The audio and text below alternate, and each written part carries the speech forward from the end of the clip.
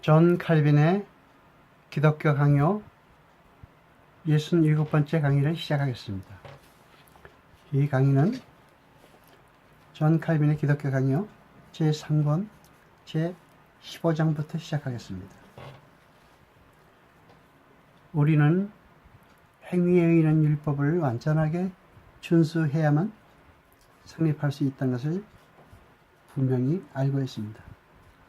따라서 완전성의 최고봉에 올라가서 가장 사소한 범법도 없는 사람이 아니면 행위에 의해 의롭다함을 받을 수 없습니다. 어거스틴은 이렇게 말합니다. 아담으로 인해서 없어진 공로는 여기서 잠잠하라. 그리고 하나님의 은혜가 그리스도를 통해서 지배하게 하라. 성도들은 자기의 공로에는 아무것도 돌리지 않고 모든 것을 하나님 당신께만 돌리리이다. 사람이 자기에게 있는 선한 모든 것은 모두 자기에서 난 것이 아니고 하나님께로 온 것이라는 것을 깨달을 때에 그는 자기에게 있는 칭찬할 만한 것도 모두 자기의 공로에서 온 것이 아니고 하나님의 자비에서 왔다는 것을 깨닫게 되는 것입니다. 이같이 어거스틴은 사람에게 선을 행할 능력이 없다고 함으로써 공로의 가치를 부정하였습니다. 크리스토는 이렇게 말했습니다. 하나님께서 값없이 우리를 불러주신 후에 우리가 어떤 행동을 한다면 그것은 빚을 갚는 데 불과하다. 그러나 하나님의 선물들은 은혜와 인자하심과 위대한 관용이다. 선행에 대한 공로는 하나님과 우리 사이에 나누는 것이 아니라 전적으로 완전히 하나님의 것으로 보존이 됩니다.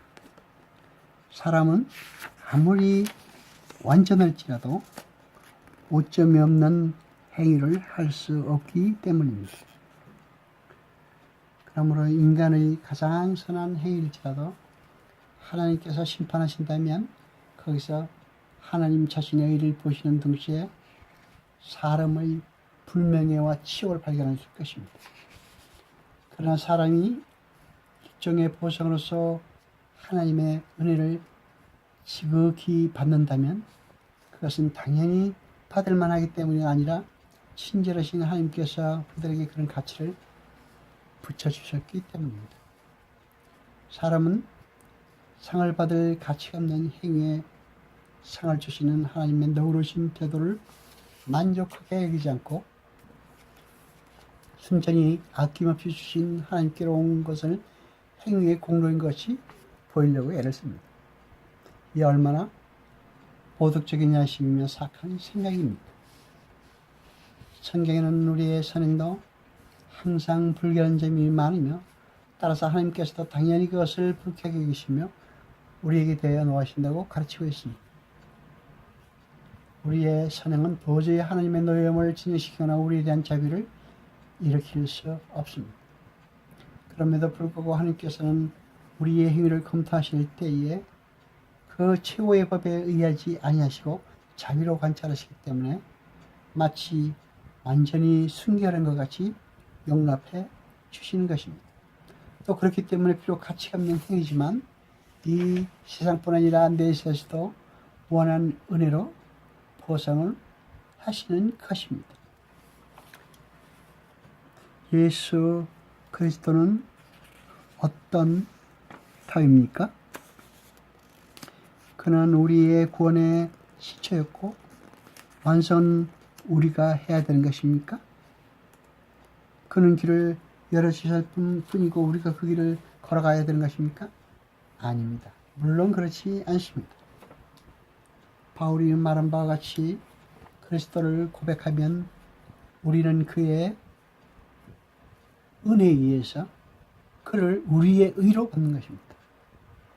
그리스도께서 우리에게 보내주신 것은 우리가 의를 얻는 것을 돕기 위해서가 아니라 우리의 의가 되시기 위함이라고 하셨습니다.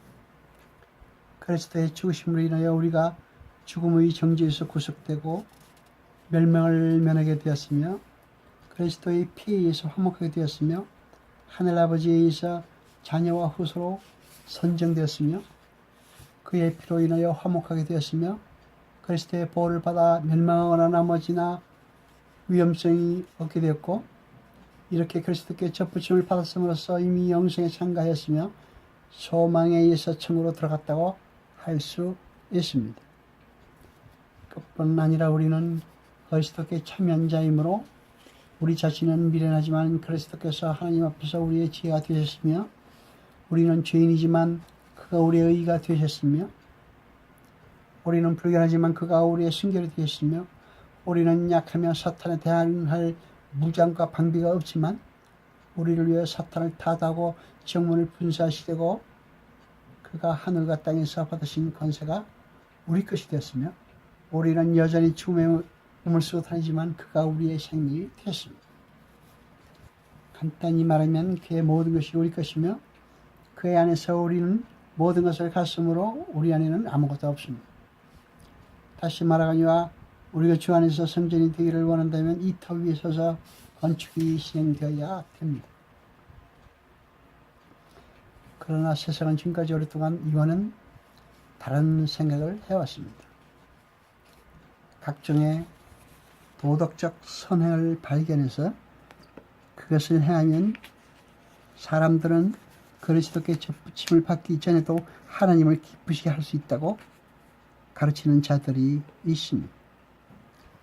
그들은 그리스도는 그의 공로로 우리를 위하여 최초의 은혜를 얻어주셨다. 즉 공로를 세울 기회를 얻어주셨다면서 이 제공된 기회를 놓치지 않는 것이 우리가 현재 할 일이라고 말합니다. 여러분, 이 얼마나 거만하고 파렴치한 불경입니까? 그리스도를 믿음으로써 우리는 의를 얻는 능력 또는 구원을 얻는 능력뿐 아니라 의와 구원 둘 다 받은 것입니다. 믿음으로 그리스도께 접붙임을 받으면 즉시 하나님의 자녀의 하늘 후사와 의의 참여자와 생명의 소유자가 됩니다. 공로를 세울 길을 얻는 것이 아니라 그리스도의 공로를 전부 옮겨받습니다. 교변가들은 선행은 자유의지의 능력에서 온다고 주장합니다. 그들도 첫째 원인은 은혜라는 것을 주장하지는 않습니다.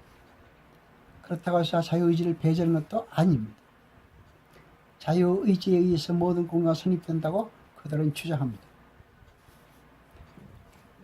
롬마르도 그렇게 가르쳤는데 그가 성경의 빛을 보지 못한 것은 이상할 것이 없습니다. 그는 성경에 대해서 훈련이 잘 됐던 것 같지 않은데 사도의 한 말을 생각할 필요가 있습니다. 사도는 그리스도인에게서 모든 자랑을 금한 후에 자랑이 잘못인 이유를 설명합니다. 우리는 선한 일을 위하여 지으심을 받은 자니 이 일은 하나님이 전 예배사 우리로 그 가운데에서 행하게 하려 하심이니라. 우리가 충성하지 않았다면 우리에게서 선한 일이 나타날 수 없으며 우리는 중생의 전적으로 중성으로 말미암아 일점의 예의도 없이 하나님께서 온 것임을 우리는 인정해야 합니다. 그러므로 우리가 조금이라도 선을 행했다고 주장할 근거는 없습니다. 우리가 교훈과 충고를 받을 필요가 있을 때 사도들은 우리에게 다음과 같이 가르칩니다. 하나님의 아들이 나타나신 것은 이는 마귀의 일을 멸하심이니라. 하나님께서 난 자마다 죄를 짓지 아니하나니. 아멘. 그리스도께서 원하시는 제자는 자기를 부인하고 십자가를 지고 그를 따르는 사람들이라고 알려주실 때에 모든 것이 단 한 번에 다 언급이 되었습니다. 자기를 부인하는 사람은 악의 모든 뿌리를 끊어버렸고 다시는 자기의 것을 구하지 않습니다. 위로가 필요하다면 놀란 구절들이 있습니다. 우리가 사방으로 우겨싸움을 당하여도 쌓이지 아니하며 답답한 일을 당하여도 낙심치 아니하며 핍박을 받아도 버림받지 아니하며 거꾸로 트림을 당하여도 망하지 아니하고 우리가 항상 예수 주인 것을 몸에 짊어지면 예수의 생명도 우리 몸에 나타나게 하려 함이라. 하나님께 속한 사람들은 모두 거듭나며 새로운 피조물이 되어 죄의 나라에서 의의 나라로 옮겨간다고 말하는 것에 주의를 해야 합니다. 여호와 아버지 하나님 거룩하시며 세세토록 영화 찬송 받으셔서 말씀을 들 때 깨닫게 하시고 우리로 진리를 알게 하소서. 이 모든 것 감사드리며 우리 주 예수 그리스도 이름으로 기도드리옵나이다. 아멘.